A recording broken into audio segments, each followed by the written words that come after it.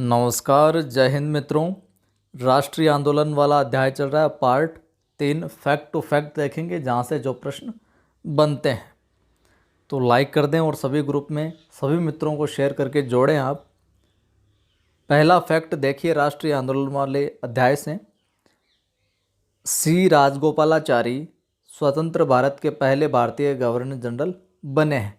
यह सवाल कई बार पूछा गया है कि स्वतंत्र भारत के पहले भारतीय गवर्नर जनरल कौन बने थे? सी राजगोपालाचारी। अगला फैक्ट, मोहम्मद अली जिन्ना 1920 तक हिंदू मुस्लिम एकता के समर्थन में सक्रिय थे, एक्टिव थे कि भाई हिंदू मुस्लिम लोगों को प्रेम से रहना चाहिए, एकजुट होकर रहना चाहिए। 1920 तक ये जिन्ना की नीति थी, 1920 तक। तो और साथियों, चैप्टर आप एक बार पढ़ लेते हैं, फिर इन वीडियोज़ को देखोगे तो आपका कंप्लीट बहुत अच्छे से रिवीजन हो जाएगा। अगर चैप्टर नहीं भी पढ़ते हो, पहले से आपका बेस ठीक है, तो डायरेक्ट आप इन वीडियोज़ के माध्यम से अपने चैप्टर जो कंप्लीट कर सकते हो। तो 1920 तक तो एकता का समर्थक था ये।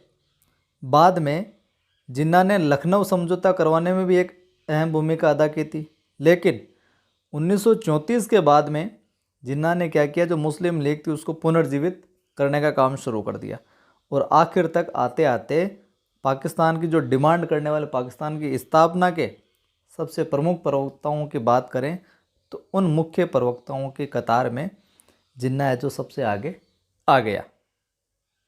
आगे बढ़ते हैं हम खान अब्दुल गफ़ार खान साहब की बात करते हैं।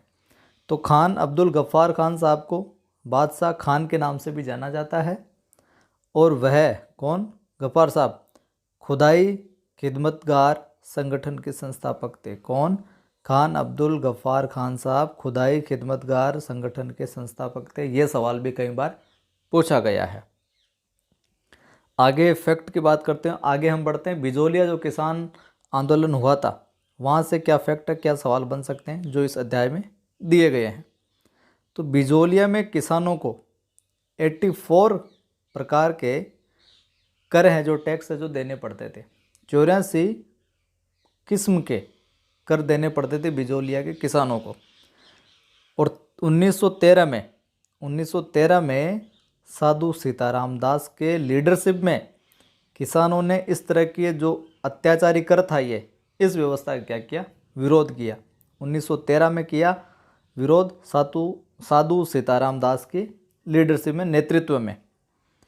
अब 1913 के बाद में आगे क्या घटनाक्रम चला कुछ, तो 1916 तक आते आते विजय सिंह पथिक साहब और माणिक्यलाल वर्मा के नेतृत्व में किसानों ने बेगार करने से और मना कर दिया, और कर भी नहीं दिया कि हम भाई बेगारी नहीं करेंगे और टैक्स भी नहीं देंगे। किनकी लीडरशिप में? 1916 आते आते विजय सिंह पथिक और माणिक्यलाल वर्मा। धीरे धीरे ये विरोध है जो चलता रहा और प्रजामंडलों की स्थापना होती गई। तो प्रजामंडलों का गठन हुआ। प्रजामंडलों ने क्या किया? किसानों की समस्याओं को भी उठाया साथ साथ में, और साथ ही रियासतों के अंदर जो बदहाली मौजूद थी उसके खिलाफ भी आवाज़ उठाने शुरू कर दी। किसने? प्रजामंडलों ने। आगे बढ़ते हैं। जब देश में 1942 में भारत छोड़ो आंदोलन शुरू हुआ तो प्रजामंडलों ने क्या मांग रखी? जितने भी अलग अलग प्रांतों के जो प्रजामंडल थे उन्होंने मांग रखी कि जो रियासतें हैं, देशी रियासतें, ये भी क्या अंग्रेज़ों से नाता तोड़े। पर ऐसा ज़्यादातर ने किया, कईयों ने नहीं किया। प्रतापगढ़ में इसी के अगले क्रम में प्रतापगढ़ में अमृतलाल के नेतृत्व में हरिजन सेवा समिति का गठन किया गया। पूछ लिया जाए, हरिजन सेवा समिति का गठन किसने किया? प्रतापगढ़ में किया था अमृतलाल नागर ने। यह फैक्ट हो गए। अब हम बात करेंगे राजस्थान के क्रांतिकारी नेताओं की। तो सबसे प्रमुख रूप से जो इस अध्याय में दिए गए 3 बारट फैमिली को दिया गया है। उनके अतिरिक्त भी बहुत है, लेकिन इस अध्याय में जो दिए गए उनको देखते हैं। अर्जुन लाल सेठी। अर्जुन लाल सेठी का जो जन्म है वो 1880 ईस्वी में हुआ था। और आपको याद हो तो हिंदी साहित्य के एक बड़े कहानीकार हैं, उनका भी 1880 में हुआ था। अगर याद हो तो बताइए किनका हुआ था। तो अर्जुन लाल सेठी का जन्म 1880 में हुआ था जयपुर में। जब सेठी को, ये कथन यहाँ पर महत्वपूर्ण है, ये पूछा भी गया है, जब सेठी को जयपुर के प्रधानमंत्री पद का पद है जो प्रस्तावित किया गया कि साहब जयपुर के प्रधानमंत्री बनो आप सेठी साहब को, तब सेठी साहब ने कहा था कि श्रीमान अर्जुन लाल नौकरी करेगा तो अंग्रेज़ों को निकालेगा कौन, कि अर्जुन लाल जो नौकरी करेगा तो अंग्रेज़ों को कौन निकालेगा। तो इस कथन को आप ज़रूर ध्यान रखिएगा। आगे बात करें तो सेठी जी ने क्या किया, केसरी सिंह बारहट, यहाँ पे मिस्टाइप हो गया थोड़ा, केसरी सिंह बारहट, गोपाल सिंह खरवा आदि के सहयोग से राजस्थान में क्या किया, क्रांतिकारी संस्था का निर्माण किया इन्होंने। वहीं आगे घटनाक्रम को देखते हैं तो निमाज हत्याकांड और दिल्ली षड्यंत्र में इनका हाथ होने के संदेह के तौर पर इनको पकड़ लिया गया और बंदी गृह में डाल दिया गया कि आपका निमाज हत्याकांड और दिल्ली षड्यंत्र में हाथ है, इस संदेह के तौर पर इनको पकड़ लिया गया। 1920 में इनको रिहा कर दिया गया। फिर ये कांग्रेस में शामिल हो गए और बाद में घटनाक्रम कुछ यूँ रहा कि अपने जीवन यापन के लिए अजमेर के दरगाह में मुसलमान बच्चों को अरबी फारसी पढ़ाना शुरू कर दिया इन्होंने, और 22 सितंबर 1941 को अजमेर में इनका क्या हो गया, देहांत हो गया साहब। आगे बढ़ते हैं, राव गोपाल सिंह खरवा साहब को देखते हैं। तो अजमेर मेरवाड़ा में खरवा ठिकाने के राव गोपाल सिंह राजस्थान के क्रांतिकारी आंदोलन के साथ घनिष्ठ रूप से ये जुड़े हुए थे। जून 1915 में ब्रिटिश सरकार ने क्या किया, इनका जो आंदोलन वगैरह चलते थे उनको देखते हुए जून 1915 में ब्रिटिश सरकार ने राव गोपाल सिंह को यह आदेश दे दिया कि 24 घंटे में खरवा छोड़कर आपको कहाँ जाना है, टाटगढ़ जाना है। खरवा छोड़कर कहाँ चले जाओ, टाटगढ़ चले जाओ। तो ये टिकने वाले कहाँ थे साहब, तो 10 जुलाई 1915 को ये वहाँ से टाटगढ़ से भाग निकले, मिस टाइप हो गया, टाटगढ़ से भाग निकले और सलेमाबाद में पकड़े गए और उन्हें दिल्ली के फिर तिहाड़ जेल में भेज दिया गया। आगे घटनाक्रम चला कुछ, 1920 में रिहा कर दिए गए और ये सृजनात्मक कार्यों में लगे रहे बाद में भी, और 1956 में इनका क्या हो गया, स्वर्गवास हो गया साहब, खरवा साहब का। अब आगे देखते हैं केसरी सिंह बारहट साहब को। जन्म हुआ था केसरी सिंह बारहट साहब का 1872 में, कहाँ पर, शाहपुरा भीलवाड़ा के समीप गांव देवपुरा में। केसरी सिंह बारहट का जन्म हुआ शाहपुरा भीलवाड़ा के समीप देवपुरा में 1872 में। अब देखिए आगे क्या होता है, यहाँ से सवाल है जो कई बार पूछा गया। 1903 में होने वाले दिल्ली दरबार में मेवाड़ के महाराणा फतेह सिंह के सम्मिलित होने के समाचार मिले तो क्रांतिकारियों को महाराणा का ये कदम क्या लगा, अनुचित लगा।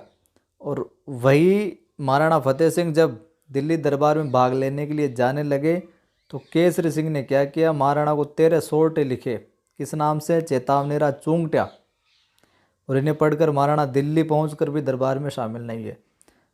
फतेह सिंह जब दिल्ली दरबार में भाग लेने लगे तो केसरी सिंह ने 13 सोर्टे लिखे चेतावनीरा चूंगट्या नाम से, तो ये दिल्ली पहुंचे तो सही लेकिन दरबार में शामिल नहीं हुए। आगे बढ़ते हैं, ब्रिटिश फौज के भारतीय सैनिकों को शासन के विरुद्ध भड़काने और साथ ही साथ प्यारेराम साधु नामक साधु की हत्या का आरोप इन पर लगा दिया गया और 20 वर्षों की सज़ा देकर इनको क्या किया, हजारीबाग सेंट्रल जेल में भेज दिया। फिर आगे यातनाएं दीकर ये सारा कुछ प्रक्रिया चला। इसके बाद में देखते हैं प्रताप सिंह बारहट के जीवन से, यहाँ से क्या फैक्टर, क्या सवाल है जो बन सकते हैं। तो केसरी सिंह बारहट के पुत्र थे प्रताप सिंह बारहट, जन्म 24 मई 1893 को उदयपुर में हुआ। केसरी सिंह ने प्रताप को अर्जुन लाल सेठी के वर्धमान स्कूल में पढ़ने को भेजा। पूछा जा सकता है केसरी सिंह ने प्रताप को अर्जुन लाल सेठी के वर्धमान स्कूल में भेजा पढ़ने को, तो किस स्कूल में भेजा, किसकी थी, ये पूछा जा सकता है। इन्होंने भी घटनाक्रम में क्रांतिकारियों के संगठन में साथ होने की वजह से अंग्रेज़ों ने जेल में डाल दिया। तो जेल में डालने के बाद कि तुम लोग क्या योजना बना रहे थे वो हमें बताओ, तो ये योजना बताने से टस से मस नहीं हुए। तब क्लीवलैंड ने कहा था कि तुम्हारी माँ तुम्हारे बिना दुखी है, वह आंसू बहाती है। तो प्रताप सिंह ने कहा कि तुम कहते हो कि मेरी माँ मेरे लिए दिन रात रोती है और बहुत दुखी है, किंतु मैं अन्य सैकड़ों माताओं के रोने का कारण नहीं बन सकता। ये जो साथी थे उनका पता नहीं बताऊंगा कि मैं। इनको भी घोर यातनाएं दी गई और यातनाओं के बाद में 27 मई 1918 को जेल में इनका देहांत हो गया। आगे बात करते हैं जोरावर सिंह बारहट साहब की। इनका पूरा परिवार ही बहुत पराक्रमी, बहुत क्रांतिकारी, बहुत तेजस्वी था। यह प्रसिद्ध क्रांतिकारी केसरी सिंह बारहट के छोटे भाई थे। 1912 में क्रांतिकारी जोरावर सिंह ने दिल्ली में वायसराय लॉर्ड हार्डिंग्स के जुलूस में बम फेंका था, लेकिन क्या हुआ, वायसराय है जो बच गया। वायसराय क्या हुआ, बच गया और उसका जो महावत था वो मारा गया। जोरावर साहब भूमिगत हो गए, साहब अंडरग्राउंड हो गए, और उनका जो अधिकांश समय है मालवा और वागड़ क्षेत्र में साधु वेश में अमरदास वैरागी के रूप में व्यतीत हुआ, और तमाम उम्र ये अंग्रेज़ों के हाथ है जो नहीं आए। तो जय हिंद साथियों, ये था अपना 24वां अध्याय। राष्ट्रीय आंदोलन पूरा हुआ। कैसा लगा कमेंट करके बताएं। अच्छा लगा हो तो लाइक करें, सभी को शेयर करें। पहली बार देख रहे हैं तो सब्सक्राइब करके घंटे के निशान को दबा लेना, ताकि आने वाले वीडियोज़ की सूचना आपको मिलती रहे।